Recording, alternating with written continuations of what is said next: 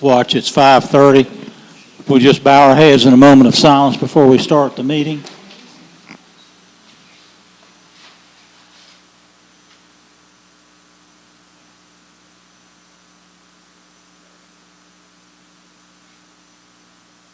Amen. Commissioners, you've seen the agenda for the public forum. And the public forum, folks, is an opportunity for you to ask questions of the commissioners. If we have answers, we'll give it to you immediately. If we don't, we'll get back to you with an answer.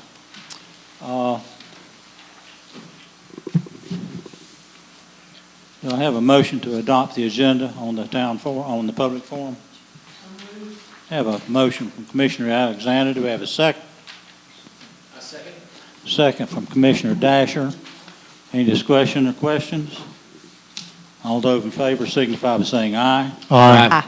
The agenda is adopted. Microphone is open. The floor is open.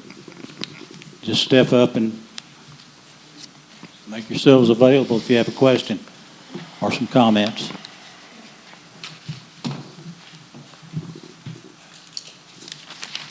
Letta Jean Taylor, 386 Oklahoma Road. I'm back about the stop signs at Appalachian and Oklahoma. You said last month that no traffic study was done before the stop signs were put in place at Oklahoma Road and Appalachian and Florida-South Carolina intersection. I've driven that road for 65 years and walked it for more. I've not been confronted by cars or the Bear Hunters ATVs speeding on Appalachian.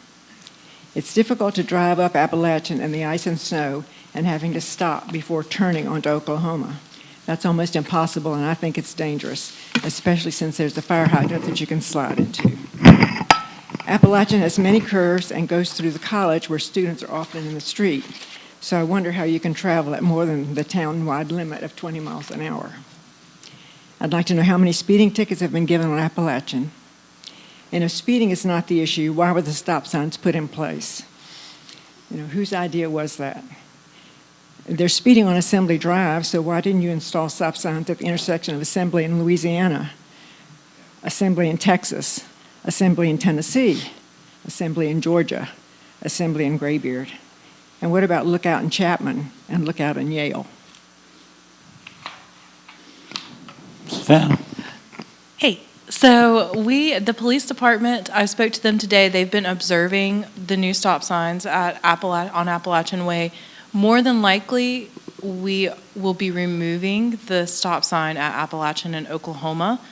I spoke to the police chief today. He feels that some of the others might be valuable, but that one he's not seeing the value in, and he has one more step to take to make sure that he has the all clear to take it out, but more than likely that one's being removed. Thank you very much. Thank you, Savannah. Anyone else?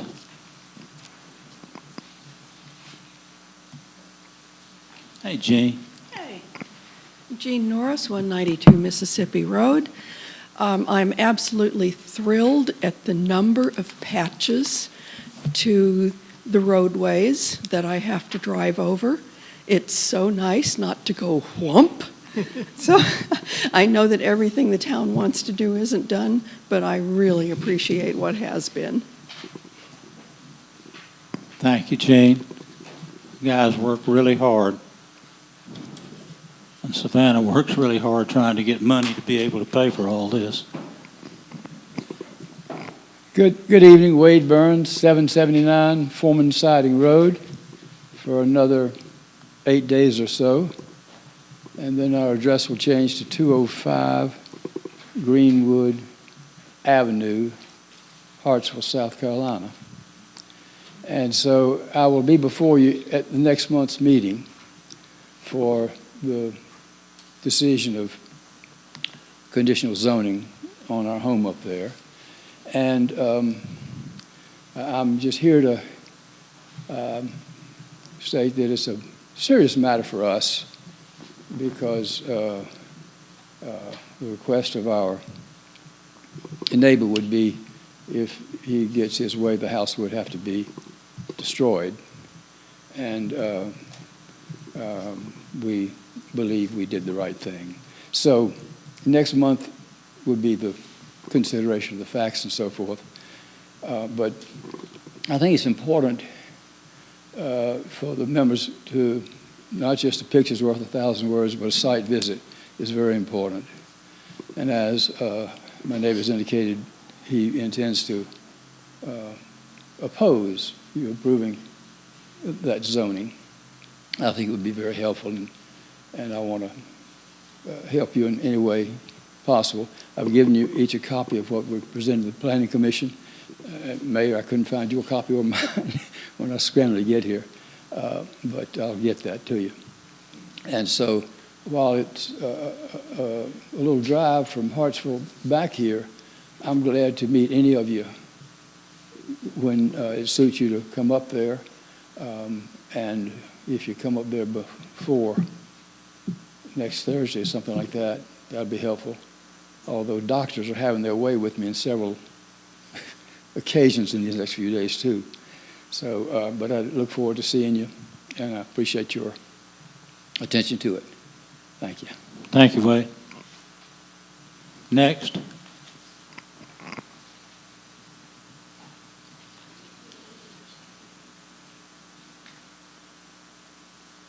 No one wants to speak or ask a question.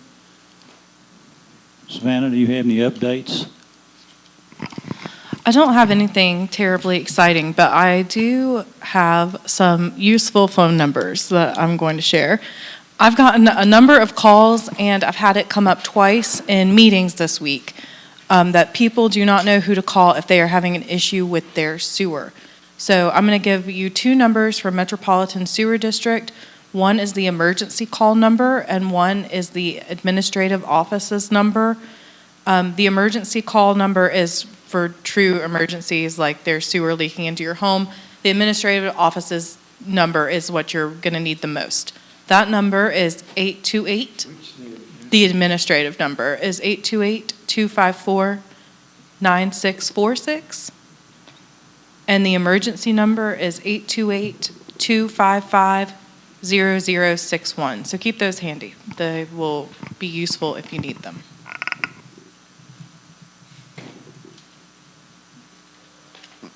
Have we finished closing the gate and getting the lights up, or do you know? Yeah. The lights are up, yes. Okay, good deal.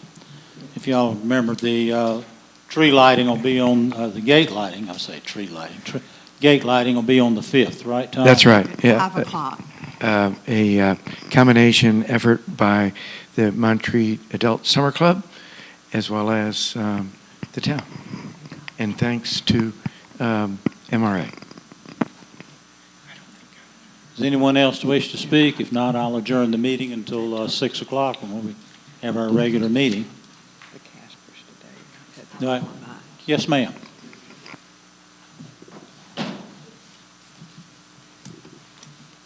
My name is Peggy Shy. I live at 146 Eastminster Terrace, and I was just coming sort of new into this conversation about the birds, and I'm finding that I don't have the background to really understand completely. And I know this has been a topic going on between y'all and the town for a long time, but I'd like to know what so far has been done to help us repel the bears, and what kind of success has that had? And then I'd like to know about other communities that have done this.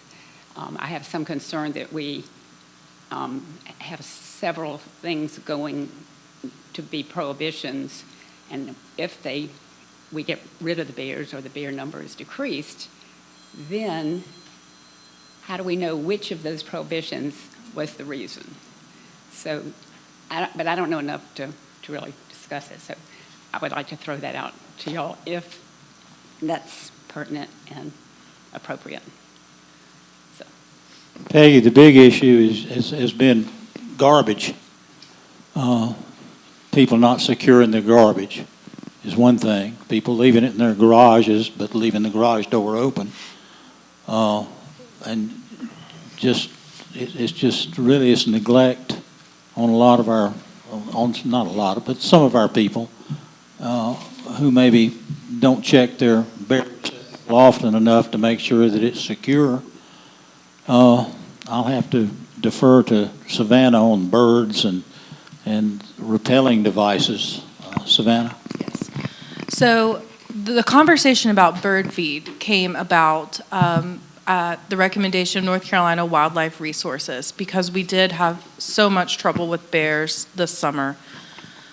They are recommending that for the next year that we take getting our bear problem very seriously to get everything under control. So a general wildlife feeding ban was one of their top recommendations.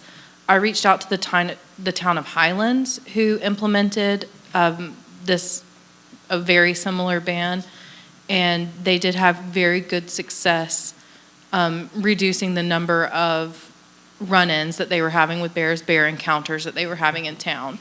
So the goal would be, at least for me personally, I can't speak for the town council, but the goal for me would be to, in 2026, implement the wildlife feeding ban, get the bear-resistant container trash system implemented, and to really focus on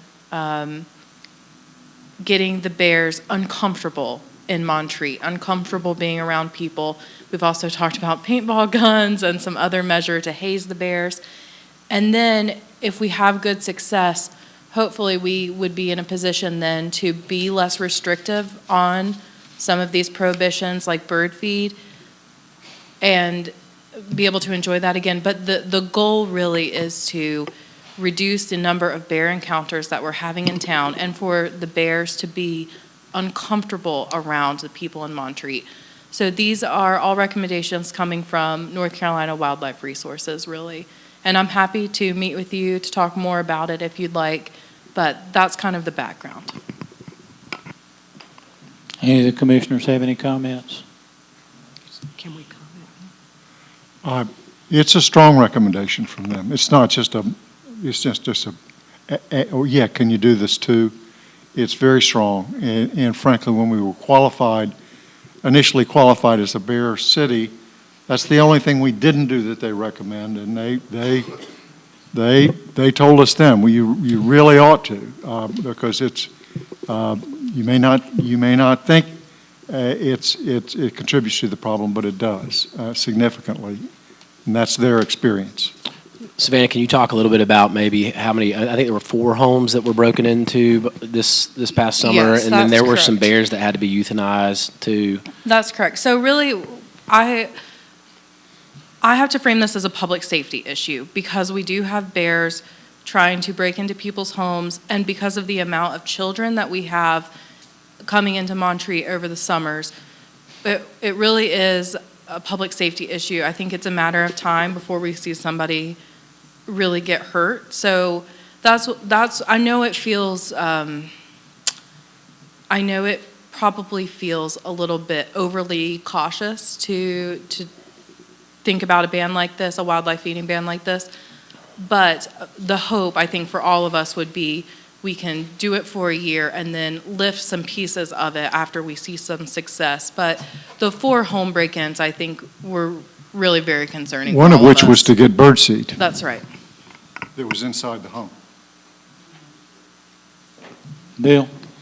Bill Shaw, 146 Eastminster Terrace. Y'all heard from my wonderful wife Peggy a minute ago, but I would just like to add that many of us have used bird feeders for years, but we always take them in at night.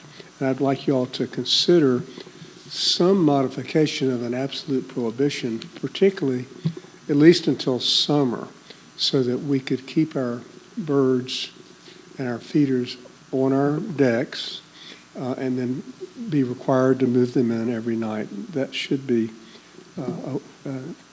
there should be means to enforce that, either by neighbors or by observation. I want to thank Mason for calling me this afternoon. We had a wonderful conversation. He's agreed to everything that I said, as you'll hear later. It's because he's from Florida like I am too, so go Gators. And he's going to Gainesville tomorrow, he said. Anyway, just y'all please consider that many of us work hard to honor the town's right rightful claim that we need to protect our town against bears, but there are ways to be, modify that so that we can try to respect those who try to do the best they can with the bears. So, thank you. Bill, as in many cases, it's not the folks that are responsible, like yourself, that go out and take bird feeders in at night. There are those who don't. And where do we draw the line? So, you know, it's a difficult decision, and I'm sure the council will weigh what you've said. Anyone else?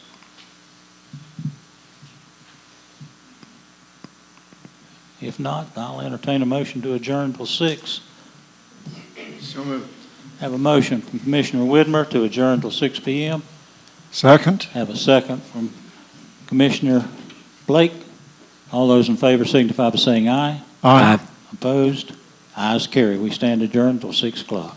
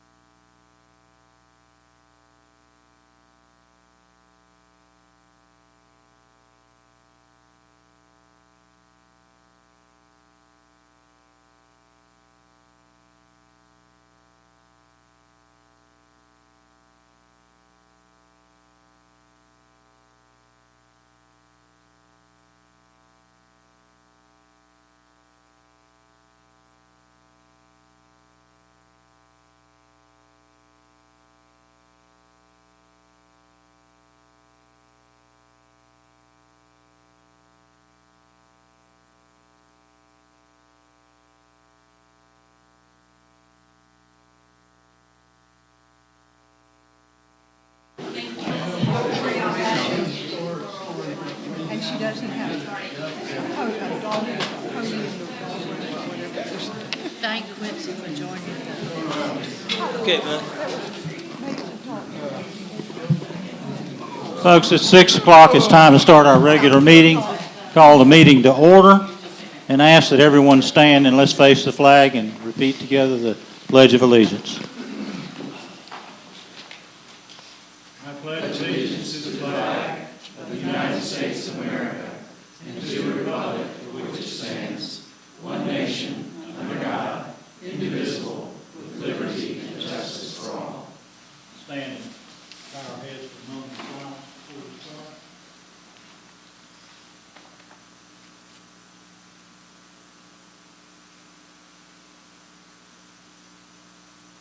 Amen.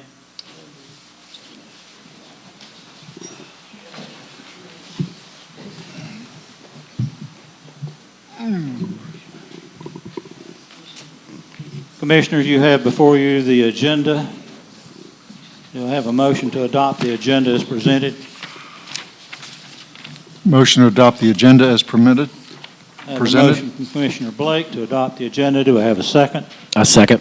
I have a second from Commissioner Dasher. All those in favor signify by saying aye. Aye. Opposed? Ayes carry. It's that time of year when families start to gather and celebrate Thanksgiving, and I want to wish everyone a happy Thanksgiving. It's also, we've just finished recognizing Veterans Day, which is a very thoughtful and very meaningful day to the people in this country, especially to those who served and given up their time and efforts to give us the liberties that we enjoy today. And we want to thank those vets for the job that they've done.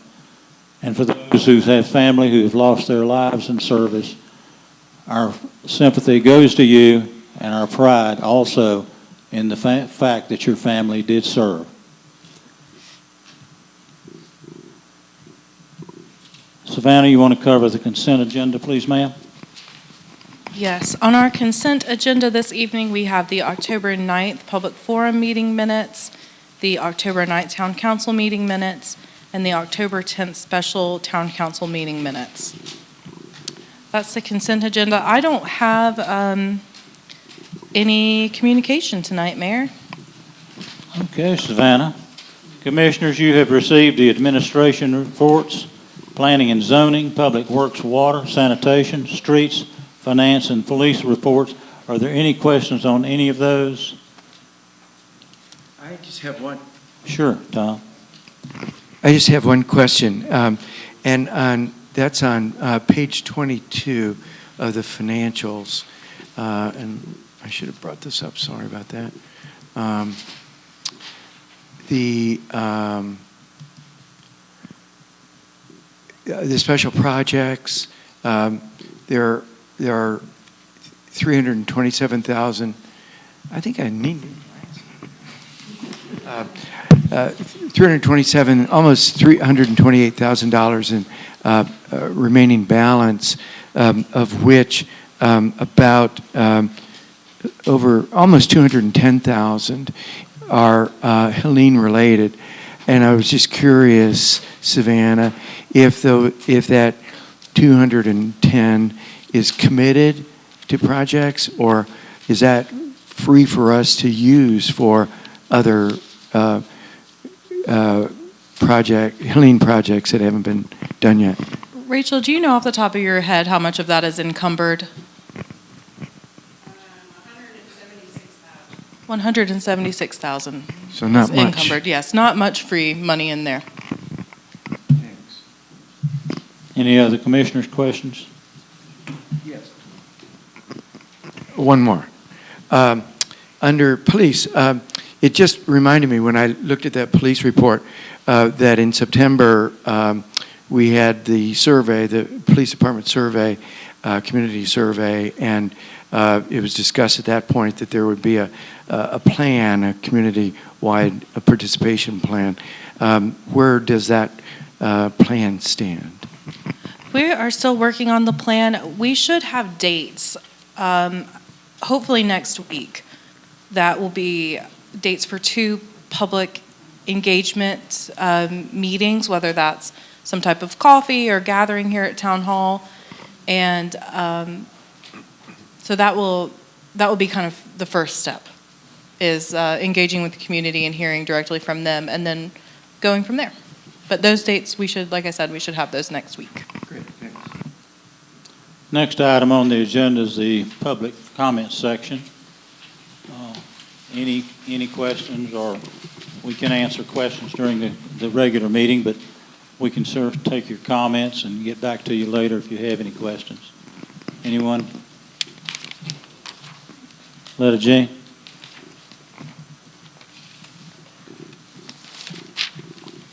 Letta Jean Taylor, 386 Oklahoma Road. You're voting tonight on an ordinance amendment to the Montreat General Ordinances, Chapter G, Health Protection and Disease Prevention, to include a new Article 5 prohibiting the feeding of wild animals and birds. Montreat was the first community wildlife habitat in North Carolina. To become a certified wildlife habitat, a property needs to provide the 4 primary elements wildlife need to survive: food, water, cover, and places to raise their young. Many of us have intentionally planted flowers like sunflowers and coneflowers that eventually provide food for birds. Acorns fall too. Today we watch the bears play in our water feature and eat the acorns on our property. It looks like the prohibitions in Section 2 and 3.1a and 3b will disqualify us from being a community wildlife habitat and our individual wildlife habitats. Will I be in violation for having plants in my yard that feed the animals or feed the birds? Thank you. Thanks, Letta Jean. Anyone else? Floor is still open. Okay. We'll move on. We have no old business. We have lots of new business. Item A, Buncombe County tax reappraisal presentation. Eric, I take it you're here? Yeah. Kreger? Kreger. Kreger? I'll answer to both. Eric Kreger, Buncombe County Tax Assessor. Eric, the floor is yours. Great. Thank you all. All right, yes, thank you all for having me here today. I'll be here to talk high level about reappraisal, which is happening this year, and also a little bit about our office and answer any questions you all might have. Next slide. Okay, so first off, talk about the assessment office in general. So essentially, our responsibility is to provide a market value for all taxable property in Buncombe County. So that's real estate, that's personal property, that's business personal property. So it's a self-reporting system statewide. That's how it works. We rely on our property owners. All 100 counties do this way. We rely on our property owners to report their taxable property to the assessing office, and also to make sure that it is listed accurately. We do go out and collect that information. Our team does, but we do the best that we can, but we do lean heavily on our property owners to make sure those listings are correct. So just that real quick, our office comprises of several departments. We have a mapping department, land records. We have real estate, which is commercial and residential. We have an exemptions office, which implements present use value, tax relief programs, things like that can help lower your taxable value, give you a tax break if you qualify.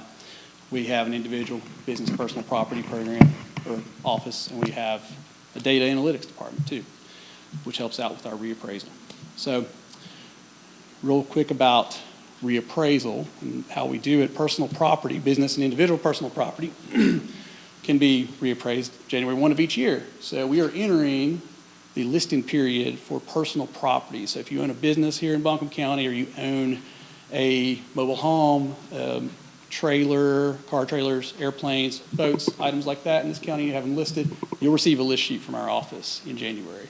And you can apply for an extension during that month to be into March. Just contact our office if you want to do that. So, but for real estate, we reappraise every 4 years in Buncombe County. And it's as of January 1 of the reappraisal year. So that'll be January 1 of 2026 coming up. Now, some data of our department. We have 35 people on staff. Let's keep that in mind. And it's responsible for $52 billion of value for the county. That translates to over nearly 135,000 parcels, commercial, real estate, vacant land. Over 7,000 exemption or tax relief accounts on record. Those are individuals receiving tax relief or there's present use value parcels in that program. Over 9,000 business accounts, over 9,000 individual accounts. Let's go back to business real quick. That's machinery and equipment, like in a factory or an industrial warehouse, items like that. There's also furniture for offices. 9,000 individual accounts, like I said earlier, mobile homes, airplanes, boats, and 250,000 registered motor vehicles. It says 5,000 rental accounts. This was created before the last billing cycle. We actually have nearly 10,000 rental accounts. So that's one thing we've really implemented in the last few years, is asking folks to list their rental assets. You think about your short-term rentals or your long-term rentals. If you have furniture, appliances that you supply to the folks renting from you, you're supposed to list that with the county. Next slide. So that's a little bit about our office. So what is a reappraisal? So it's a process where all property, land, buildings, commercial, real estate, vacant land are set to their market value as of January 1 of the reappraisal year. All 100 counties have to do this. State statute requires us to do it. It's overseen by the Department of Revenue. All 100 counties must do it at least every 8 years. Buncombe County is on a 4-year cycle. We were on schedule to do it in 2025. Of course, 10 days after I was set to be the interim assessor, that September, Helene hit. And we delayed the reappraisal because we did not know what damage was out there, and our responsibility pivoted from valuing properties full reappraisal to set in the market to doing damage assessments, figuring out what was out there so that we could get those values adjusted down for the upcoming billing cycle. So the property bills that you received in the mail this August, those should have been adjusted downward if you received Helene damage. So we tried to get ahead of the game there. We actually went out and visited over 5,000 parcels, adjusted them down. We also took a ton of information in from our property owners to make sure that we were able to account for that damage as well. And we received less than 300 property appeals this year, which I thought was amazing. Our staff really went out there, hit the ground running, and I think they did some high-quality work for our residents and our property owners. Now, what that means, though, is our next reappraisal is upcoming, January 1 of 26. Now, again, property owners must be appraised at 100% of market value based on the most recent qualified sales. So our most recent qualified sales mean anything that's sold after January 1 of 21 up until January 1 of 26. Our current values are set still as if it was in 2021 right now. So if you look at your taxable value, it's going to seem pretty low right now, and that's because the market went up.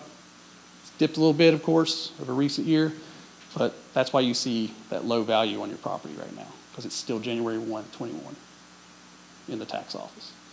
Next slide. So why do a reappraisal? I received that question quite a bit. So DOR is requiring us to do it. So if you look to the chart to the left, that is actual ratios for the county over the years. We were at 100% of market value in 21. You can see in 22, think about what happened there. COVID hit, the market, we were uncertain there for a little bit, and then it just boomed, right? So meet 21, it went down to below 90. And then in January 1 of 2023, we reported a ratio to DOR, reported values to DOR. They do the study and told us we were below 85%. That's important because that is the state statute threshold, where then we get a letter from DOR that says you have to do a reappraisal in 3 years. So this is the deadline, January 1 of 26. So the high threshold is 115%, the low threshold is 85. So there is one for overvaluing as well, but we fell well below that. Currently, you can see January 1, 25, very close to 60%. So that's just why we're having to do a reappraisal. In a nutshell, it's equalization, fairness. Properties change at a different rate. Some I always say and bring in mind is think about a 3-bedroom, 2.5-bath ranch home in the county, a standard house that you see just about everywhere. That house is going to be worth a different price or a different value than if it was off Sweeten Creek, or if it was out in Bent Creek, or if it was in Black Mountain, or if it was here. People are paying different prices for that same home. So our goal is to make sure that that home is at 100% no matter where it sits. That's the goal. And also that applies to every property. We want to make sure commercial is as close to 100% as we can get, and residential is close to it. So equalize the burden, the tax burden. So, like I said, assessment level will vary depending on type of property and its location. Next slide. How do we do it? Can't do a fee appraisal on every property in the county. Can't send somebody out there to remeasure, pull comps for each house or each commercial property. It's take hundreds of folks, tons of hours to do that. So we have to use mass appraisal. So we're grouping geographically and similar properties into groupings, stratifying the data as we call it, and applying the most relevant approach to value. So there's 3 approaches to value. Cost approach, how much the properties cost to construct. That is for unique properties, like government properties, specialized industrial, and churches. Those are the primary ones you'll see on cost approach. This building right here, it's gonna be on the cost approach. We do value exempt properties as well, so we do apply market value on those. Specialized factories, think of like a Pratt & Whitney, things like that don't exist anywhere, rarely exist anywhere else. They don't sell, so you can't compare them to anything. You assess them on the cost approach. Sales comparison approach, most common type of and most accurate form of an approach to mass appraisal. Obviously, most frequently used single-family homes, condos, townhomes. That data is out there. It's easy to get, and it's easy to apply that method. The income approach, those are for income-producing properties like apartments and hotels, offices, warehouse, stores. Again, those don't sell much that often compared to single-family homes, so we apply the income approach. We survey our local businesses. We apply market data from research, from external sources, things like that. We pull that together to come up with an income approach for an apartment complex or an office complex or a mall or anywhere like that. Next slide. So, reappraisal goals. Every reappraisal, you have some goals. This one was a lofty one. So, I don't know if you all recall, after the 21 reappraisal, we did some things in our office. We had an ad hoc reappraisal committee. There were some questions about equity, about fairness in the tax process. Really, and they had some recommendations at the end. We also hired, sorry, I bumped the mic. We also hired a reappraisal analyst to come in and actually audit our office. So this gentleman was named Kevin Keene. That study is actually available on our MyValueBC website. You can download that and read it if you're interested. Kevin Keene is a man who has over 30, 40 years of experience in the mass appraisal industry. Not from Buncombe County, so we had that external eye come in, interviewed all our team, reviewed our data, did all kinds of work for us. Came out with, there was no purposeful inequities in our office. Came out that we were doing blind appraisals, which is great. Did not find any sort of, problems with it, but also there is offered a lot of recommendations and suggestions to increase the accuracy of our assessments. So, breeze through these real quick. So, basically our reappraisal goals, a lot more outreach, more education, improving our website, getting things available online, you might have seen me on WLOS last week, posted a Spotlight Carolina, going to do more of those things, get the word out about reappraisal. Improvements in data quality, we've hired more technical staff, we do more advanced analytics since the last reappraisal. Dedicated focus on luxury and modest properties, that's a big one. So we actually have a team of appraisers assigned to luxury properties in the county, because that was something we would see. We were assessing them at a lower rate than our more commonly sold residential properties. And then also modest properties, making sure that we are assessing those fairly. So it's difficult to keep up with properties that don't sell very often, that may have been owned for a long time, that have not participated in the market. So we're making sure that we have the grades and conditions correct. Also, data modeling, we're modernizing workflows in our office, revaluing all the land in our county, and then new market delineation, and also putting some transparency audits, things like that together. So anyway, next slide. So what do you all need to know? So that if you own real estate in Buncombe County, property values are going to change. They will change. So that's a reappraisal. We're revaluing everything. So I'll make sure I say that clearly, that if you own real estate in Buncombe County, it will change. Now, you see in the chart to the left, this is actual taxable real estate value reported in Montreat over the years since 2017. So in between the two red dots, that's your year-over-year growth. Now, you see the 21 reappraisal, the value jumped up 15%. And then the non-reappraisal years, you tend to be below 2% or around 1% of growth. that growth in non-reappraisal years is due to usually construction, permitted renovations, things like that would increase your property value. You can see in 25, there's a little dip there. I think we all know what that was. That was the effects of Helene and Montreat. So that's us getting out here and surveying the properties and adjusting damage. We are tracking all those properties as well, still for this reappraisal.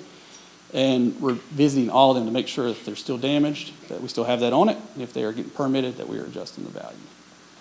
So you'll see a more drastic jump in the reappraisal year. See that 15% in 21. That's why you're revaluing all the properties to current market. We're reviewing those sales. That's why it jumps up in reappraisal. So one of the myths I like to bring out there is reappraisal. It's not a method to increase revenues. Our office is responsible for just one part of the tax bill. That is the value. So you take the value in the governing bodies, Town of Montreat, county commissioners, Buncombe County, their budget offices, and then they set the tax rate. You take that rate, multiply the value, that's your bill. Now, one thing too is we're going to get out there and we're going to start talking about the changes, the percentage of change of property values in Buncombe County here soon. I want to make sure it's clear. If I say Montreat's going up a certain percent or it's going down a certain percent, that doesn't mean all properties are going to be at that percentage. All properties are grouped together that are similar to each other. They can go up, they can go down. That's just an overall number. All right, next slide. Okay, so notices are going to be mailed out to all real estate property owners. We must notice all property owners in Buncombe County. Every assessment office in the state must do that when they do a reappraisal, or if your property changes in a non-reappraisal year.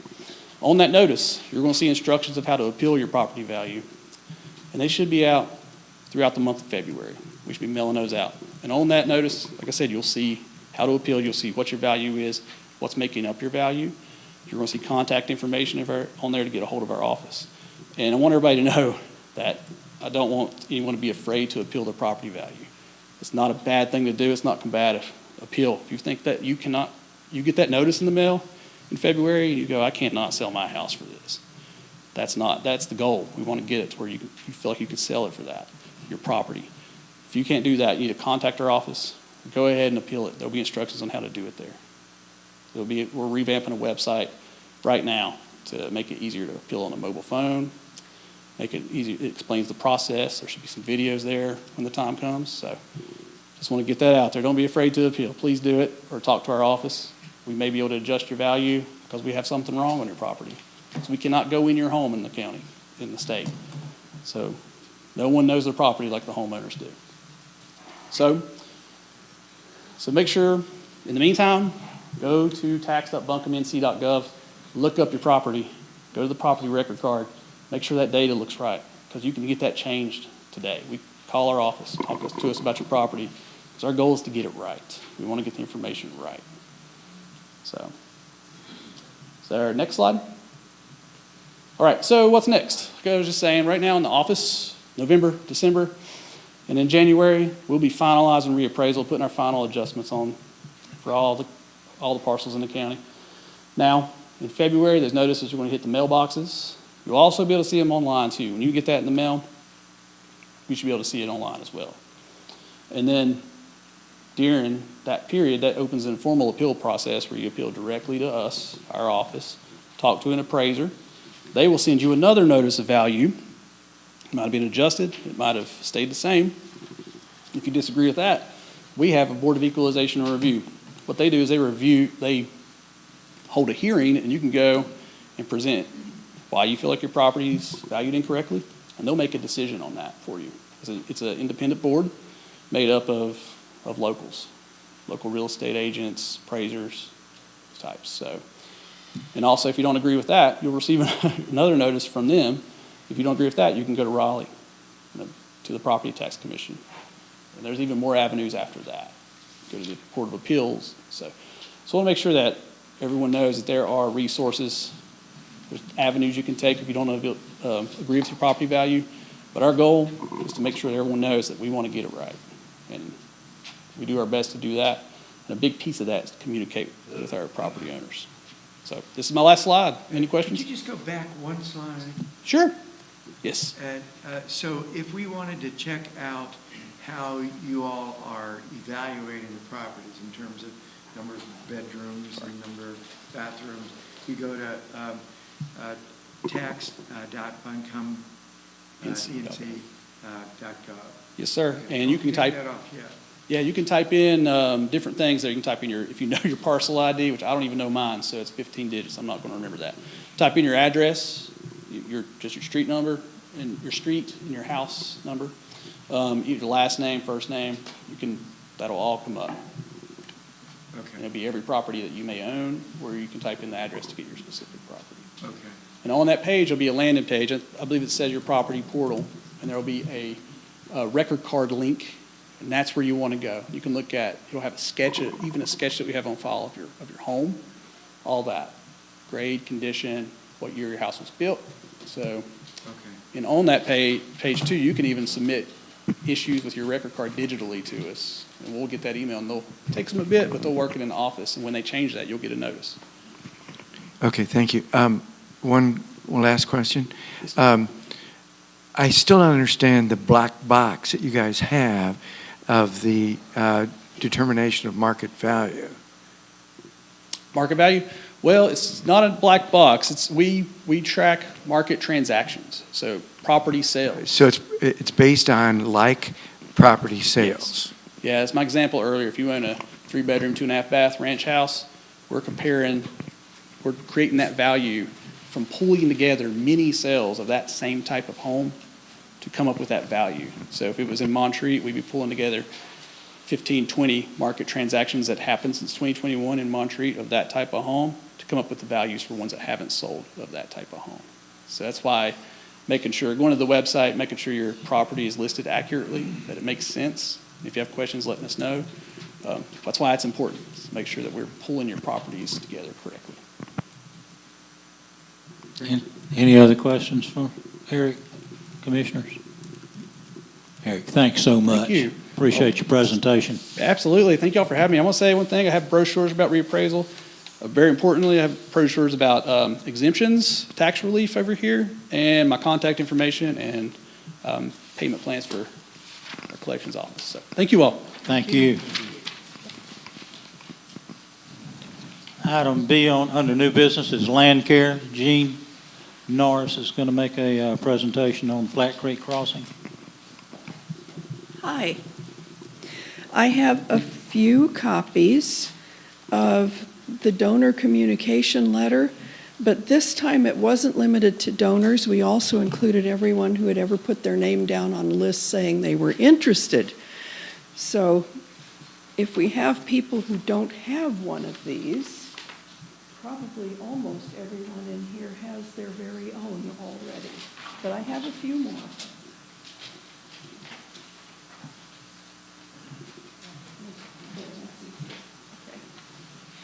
All right, and they will be also up here instead of Angie.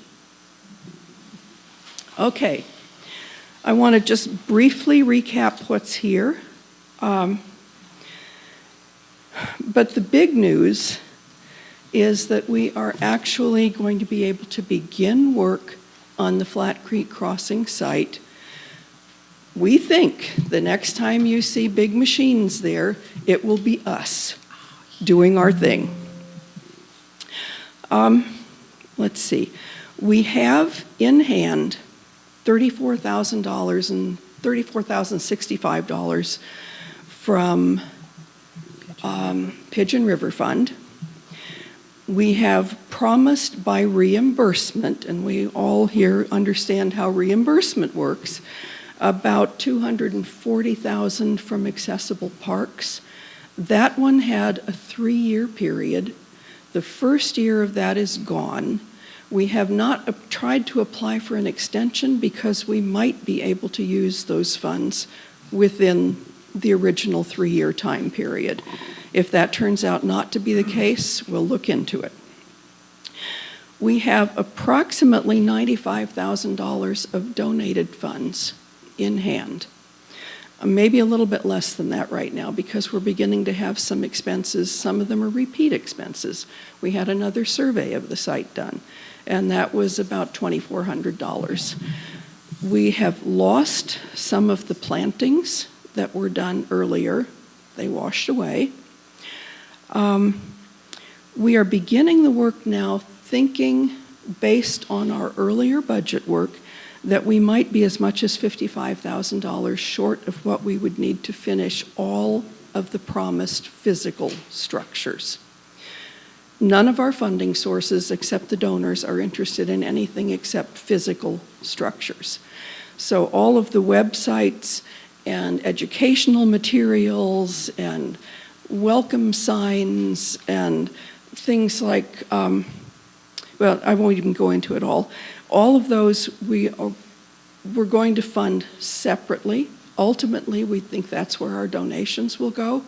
But in the meantime, our donations can be used to do the construction that we will then attempt to be reimbursed for and get that money back.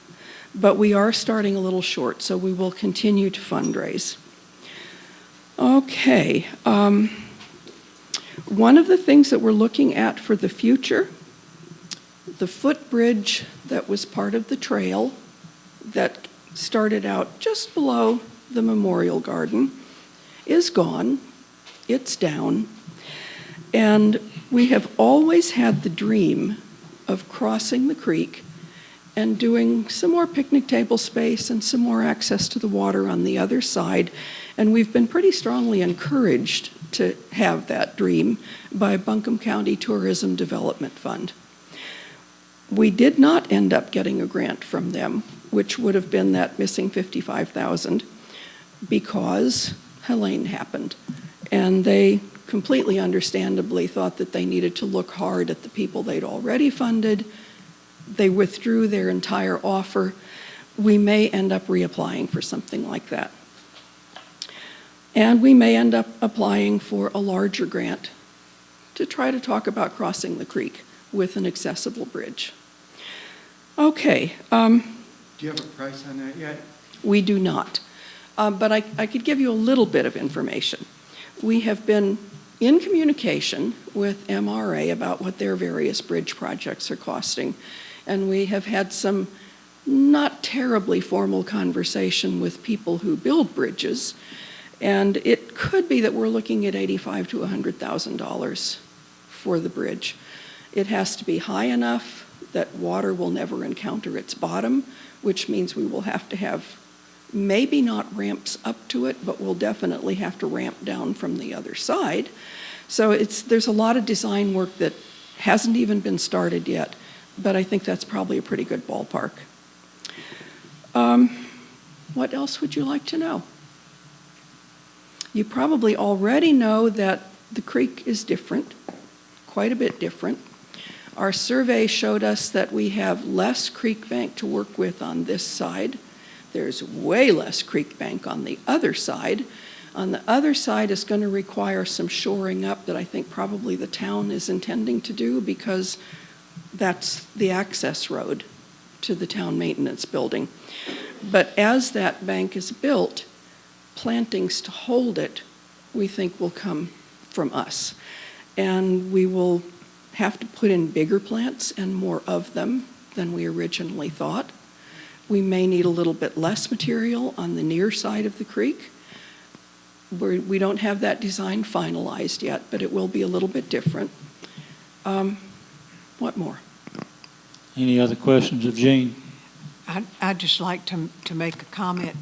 I'm glad to hear that you all are ready to start now. I think it's so important for the project because people have been giving and they're waiting and they're waiting. And I think when they see that things are really happening, it's going to be very positive. We really want to see that too. The thing that I think probably did win us the Buncombe County grant that we didn't get was a final comment. We had the little ribbon cutting exercise for what we thought was our groundbreaking, and Pigeon River Fund people were there. 2 women who live in Montreat independently walked up to me and said they hoped they'd live to see it.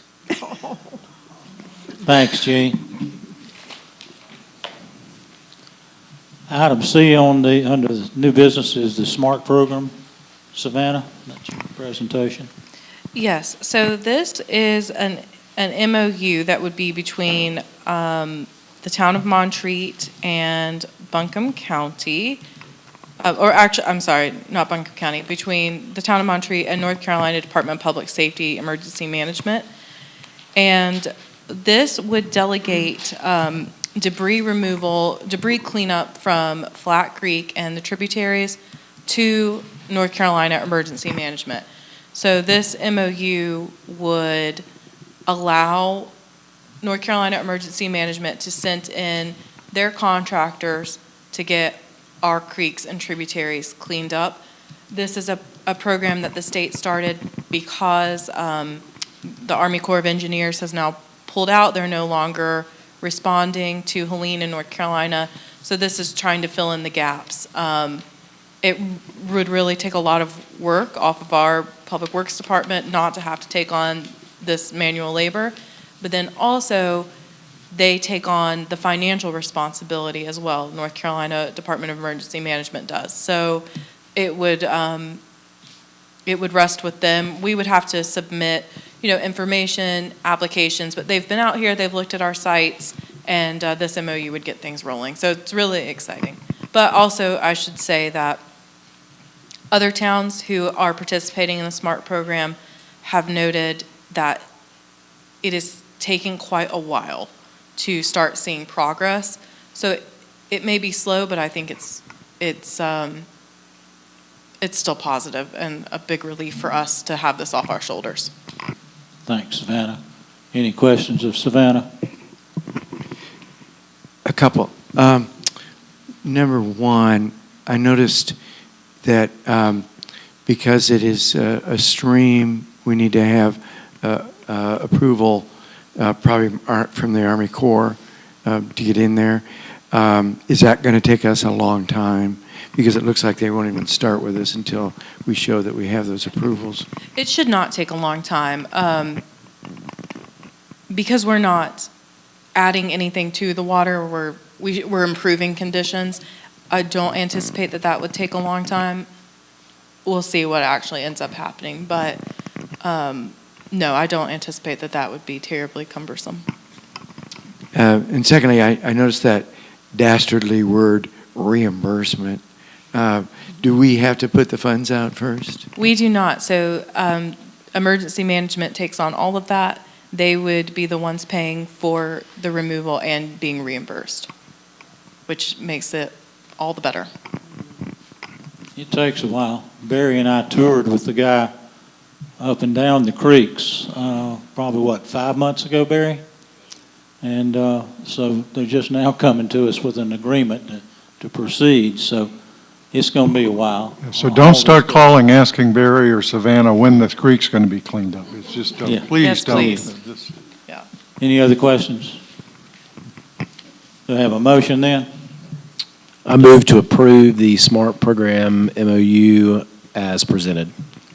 I have a motion from Commissioner Dasher. Do I have a second? Second. Second from Commissioner Alexander. Further discussion or comments? All those in favor signify by saying aye. Aye. Opposed? Ayes carry. Budget amendment number 4, Savannah.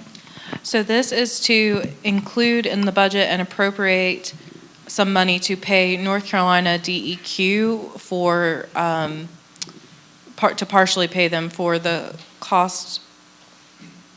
Let me get my words out correctly. If you remember, North Carolina DEQ granted us a bridge loan shortly after Helene to repair our water system. This budget amendment will appropriate some money which we have received from FEMA reimbursements to pay North Carolina DEQ. We also have received $4,982.90 for the Welch Field damage, $142,995 for debris removal, $6,002.50 per Providence Terrace culverts, and all of that money will be moved to Fund 29. Questions of Savannah? Do I have a motion? Move to Mr. Mayor. approve. Go ahead. Move to approve budget amendment number 4. I have a Commissioner Blake motion to approve. Do I have a second? Second. Second from Commissioner Widmer. All those in favor signify by saying aye. Aye. Opposed? Ayes carry. North Carolina Debt Set-Off Program. Savannah? Yes, so several months ago, I don't know if you all remember, we had some old money that was owed to us that we had to write off and let that go just to get our books cleaned up. This resolution would allow us to participate in the North Carolina Local Government Debt Set-Off Program. So that would allow us to have this debt sent for collections that has to be within 3 years and has to be over $50. But rather than just writing it all off and losing the money, this will give us the opportunity to try to collect that debt. In other words, the state has more leverage than we do if we turn it over That's to right. them. Okay. Commissioners, do you have a question of Savannah? Do I have a motion? I move to approve the NC Debt Set-Off Program resolution as presented. I have a motion. Commissioner Dasher, do I have a second? Second? Second from Commissioner Alexander. Questions? Comments? All those in favor of the motion signify by saying aye. Aye. Item F, Wildlife Feeding Ban Ordinance. Savannah? Yes, so before I get into some of the details, I'll just go ahead and say that I know that there are a lot of concerns both in the community and with some of the commissioners about this ban. So I don't think that there's any reason to rush into anything tonight. There's no reason that we have to vote on it tonight. We can have a conversation, take some notes, and maybe make some edits to the ordinance. So I just wanted to throw that caveat out there. But like I was saying earlier during the public forum, the intention of this ordinance is really to allow us an opportunity to get control of our bear situation, to reduce the number of bear encounters that we're having in town, and to address it as a public safety concern. I mentioned that it was a recommendation from North Carolina Wildlife Resources. I've spoken to the town manager in Highlands, North Carolina. They've had very good success with their own wildlife feeding ban. So that's the background there. We would put it in place and then have you all talk about it. You know, from the time it gets implemented, we'll let it run for a year and then talk about it again, see what we want to change, what changes that need to be made at that time. But the idea is to have it in place for at least a year. Commissioners, what's your desire? It's on the agenda. You either take an action or we can discuss it more.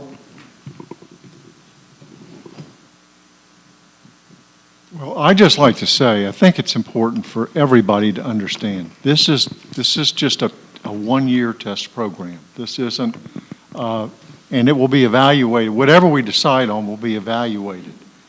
But we can't do nothing. The situation is getting worse and worse every summer. And you know, we all know all the children that run at their pleasure in Montreat, and what a wonderful thing it is throughout our summer. And we've got a responsibility, a public safety responsibility, to try to limit the human-bear interaction as much as we can. And I think I thank staff for coming up with this. But I think, again, understand this is a trial run at some things, and we should look at it as you know, Peggy Shy mentioned, where's the data? Well, there's no data other than anecdotal data, but this will allow us to actually monitor it ourselves, again, without putting permanent prohibitions of any sort in place. And I think we also have some time, some flexibility on time that maybe Commissioner Alexander's been thinking about in terms of when the 1 year ban is implemented for the first year? I am someone who would really like to be feeding birds, but I also understand that we do have an issue with public safety, and so I have been working through thinking about what we could do. I believe the ban should be tried for a year, but I'd like to not start the ban until April 1, because for one thing, this period of time is a time when our bears are more dormant. So we really probably won't have all the bears that in the community. But it also gives the council and the town community time to talk about our thoughts. The time, it'll give us time to prepare information and reasoning. And there are less people in Montreat. And then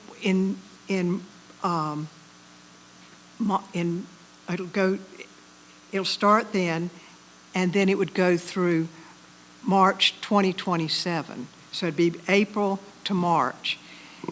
And I think what we can do is look at our own, as we're feeding birds, since it wouldn't start till April 1st, we could have time to sort of observe what we see as far as are the bears coming at this time of the year. That would give us a point. But I think it would be time, starting in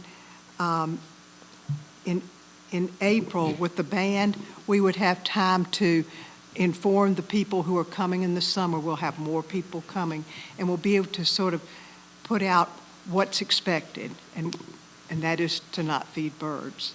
So that's part of it. Tom? I thank you and Brandon for working hard on this. And I think I share the same sentiments that many people do, and that is that I would hate to stop feeding my birds, but I think the public safety issue is more important than my own desires. I would suggest that we not take action on this item tonight. I think there are a few things that we need to get into this ordinance before we do that. One, I would like to see the test period in the ordinance. That's what we discussed last month when we talked about it. I thought it was going to be in it, but it wasn't. And when I was talking with the Shies about this situation, we did talk about anytime you change more than one variable, you really can't evaluate it. And by April, we will probably have a sanitation ordinance, a revised sanitation ordinance in place that will require bear-proof receptacles. And that's two variables that we're changing. So we need to think that through. And then I would also say that we need to look at the language to ensure that Letta Jean's comments tonight are taken into consideration. You know, we've all planted flowers and for regular birds and hummingbirds and such. We need to make sure that language is excluded in the prohibition. Is what I would suggest. But I agree with the delay. But I also think we ought to delay passing this until we give it a little bit further thought. And maybe we get a special committee together to do that. That all sounds reasonable to me. I think that we can hold off on doing that tonight, make some tweaks, and then let you all talk to the community members, maybe get some feedback, and then I can meet with all of you to discuss, you know, maybe some other changes that need to be made beyond what we've talked about here tonight. But I think the April 1st implementation date sounds good. So it may not be back on the agenda in December, but I would expect to see it maybe in January. And that will give us time to make sure that everything is in place that we want to see. The one thing I would like to, it's nice to have ordinances, but unless we assign who's going to enforce those ordinances or who's going to report those ordinances, they're just written on paper. So we need to have some assignment. It doesn't have to be in the ordinance. I don't know if it's Barry and his crew or the police department or whatever it might be, but we need to have a way of doing that. Any other comments? Do I have a motion to postpone this for future action? So moved. I have a motion from Commissioner Widmer to postpone it for future action. Do I have a second? Second? Second from Commissioner Alexander. Any further discussion? All those in favor signify by saying aye. Aye. Opposed? Ayes carry. Item G on the agenda is the Stonebridge Committee establishment. Savannah? Yes, so I'm going to let Commissioner Blake talk about this in more detail. He wrote the memo that is in your agenda packet, but this Stonebridge Advisory Committee would be for the purpose to make recommendations to the town council about the structural improvements and the design improvements that that some of the community members would like to see to our bridges. And there's been a lot of excitement about this project. I think it's very positive. And I'll let Commissioner Blake take it from there. But this committee would just be to have more than one or two people involved on making those recommendations, make sure we're really drawing from the expertise in our community, and that to make sure that we have a great finished product. Mason? Yes. At the last commission meeting, we were presented with a proposal that the commission adopted unanimously to on the possibility of taking the specific bridge at Lookout Road and Assembly Drive and have the funds for that donated by one or more citizens, and to use those funds, if all the money was given, that those funds would be used to clad that bridge, so to speak, aesthetically in river stones and the same motif and design as the bridges were originally built back in Dr. Anderson's time. And that, frankly, largely was the brainchild of Nancy Thomas and folks she's been working with.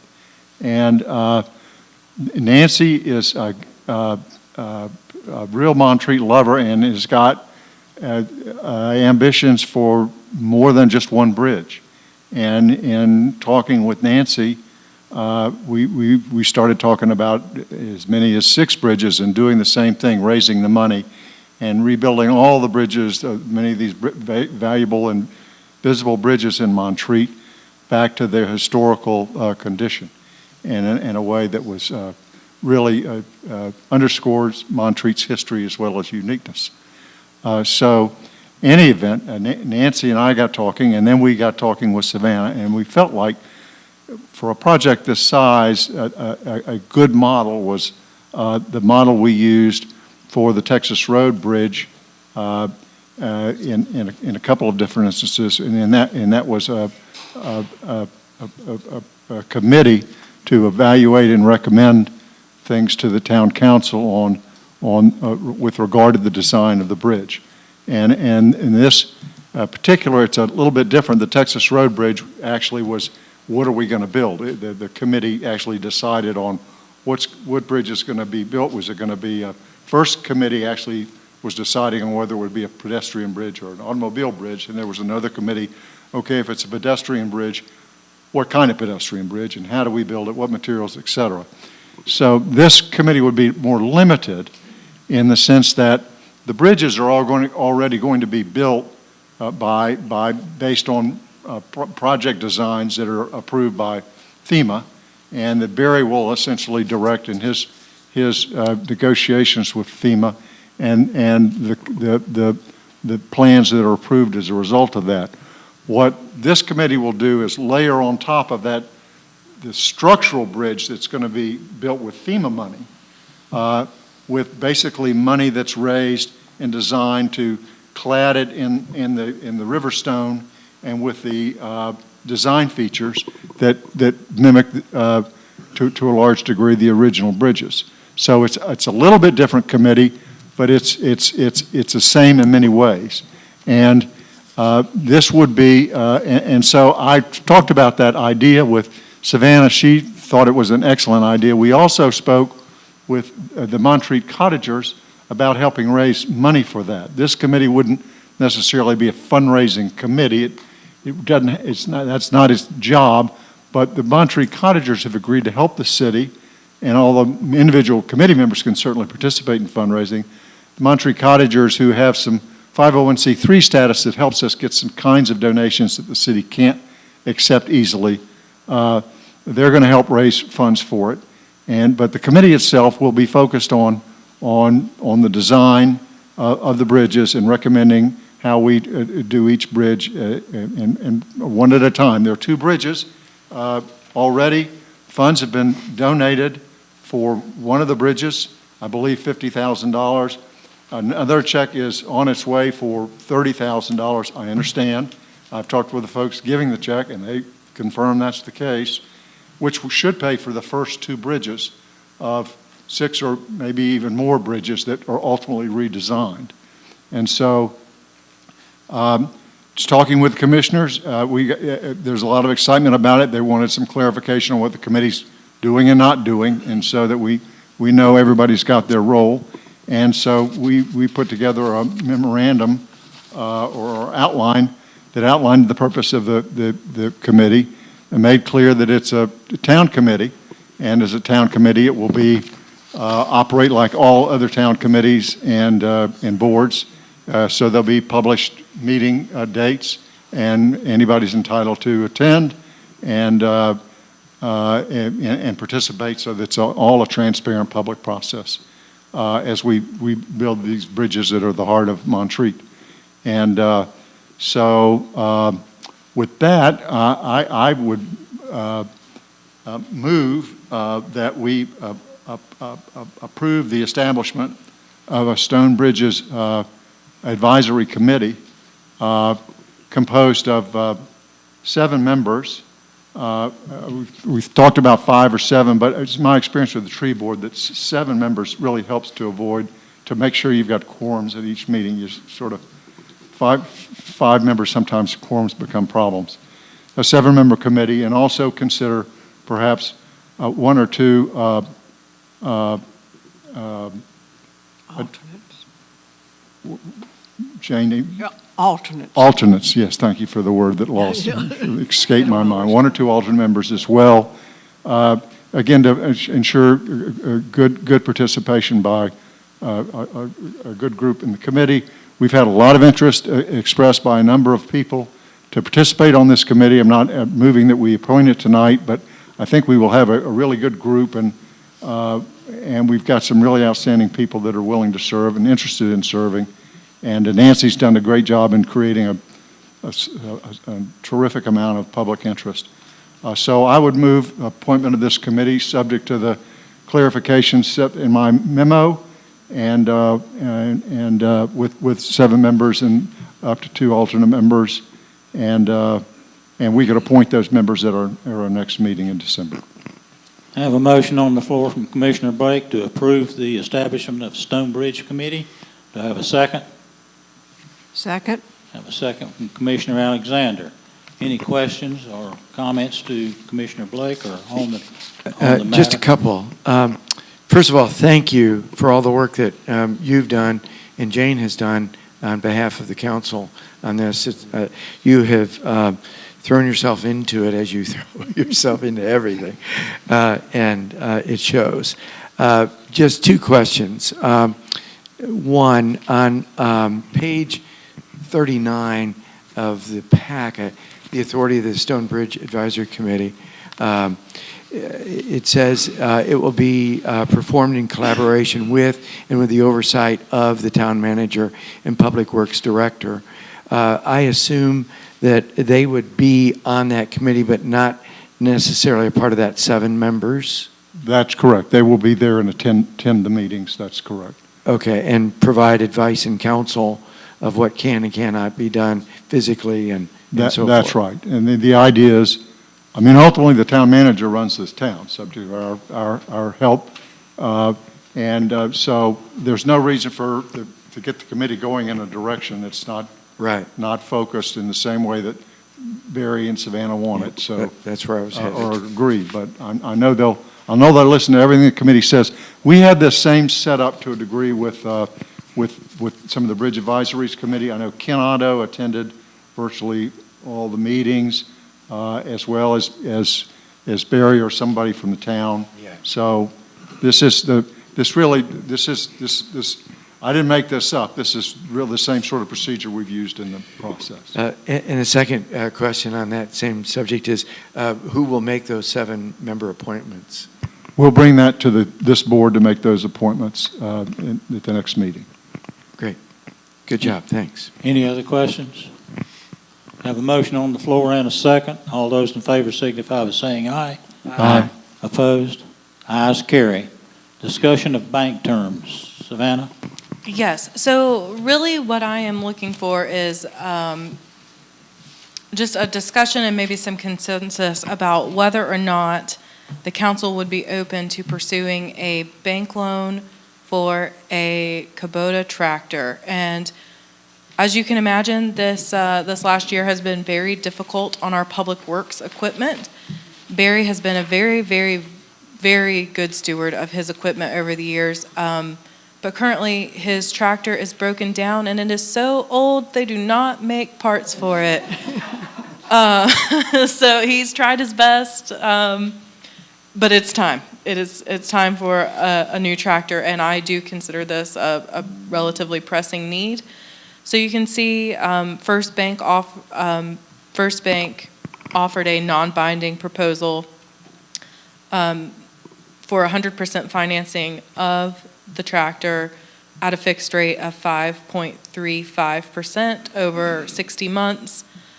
I think that that's pretty reasonable, and I would just be interested in hearing your thoughts about any other ideas that you might have for us to source a tractor as quickly as possible, or whatever else is on your mind regarding tractors. I have no objection. It's as you're the manager and Barry manages the public services. If y'all can find a way to pay for it in the budget, I'm fine with it. So that would be, my suggestion would be to have the bank solidify this offer. Let me bring it to you at the next meeting with a plan of how we'll pay for it. Depending on when they would like us to make the first payment, we might need to appropriate some money to cover payments for the rest of the year, and then we could budget for it next year. But I do feel like it's pretty important to get these guys the equipment that they need. So I'll have a conversation with First Bank about that, and then also make sure there are nothing else that we need to do on our end. But I do think that we can afford it. It's just going to be a matter of moving some money around. Does that suit commissioners? Go ahead and get a proposal. I can't imagine why you wore out a tractor, Barry. That also explains why that Volvo tractor is sitting on the side and hasn't moved in 2 weeks. It's going to have a plaque under it. We have a proclamation under item, what is that, I? Yeah, item I. Designation of November the 12th as Arbor Day in the town of Montreat.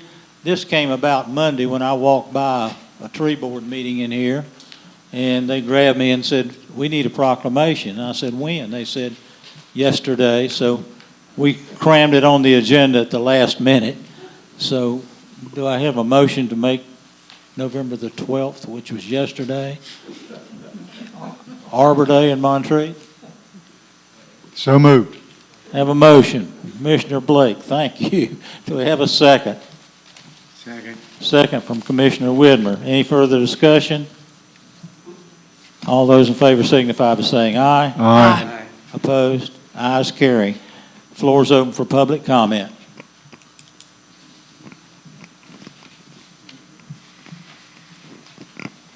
Seeing no one approach the microphone, Commissioners' communication. Does anyone have anything? Okay. Dates to remember, the Board of Adjustment, Thursday, November the 20th, 5 p.m., Town Hall, Zoom options. Thanksgiving town offices are closed Thursday, November 27, and Friday, November 28 for Thanksgiving. Land Care is Wednesday, December the 3rd, 9 a.m. Town Hall. Tree Board Tuesday, December the 9th, 9 a.m. Town Hall. December Town Council meeting, Thursday, December the 11th, 6 p.m. Town Hall. Board of Adjustment, Thursday, December the 18th, 5 p.m., if needed, in Town Hall. Christmas holidays, town offices will be closed Thursday, December the 25th, and Friday, December the 26th. New Year's Day is town offices will close on January 1st. And December 5 is the gate lighting around 5:15. It's, wander down around 5 and we'll start getting more and more people, and probably somewhere between 5 and 5:30 we'll light the gate depending on the sunlight. I have a motion to adjourn. So moved. I have a motion from Commissioner Alexander to adjourn. Do I have a second? Second. Second from Commissioner Widmer. All those in favor signify by saying aye. Aye. Ayes carry. We stand adjourned. Thank you all for coming.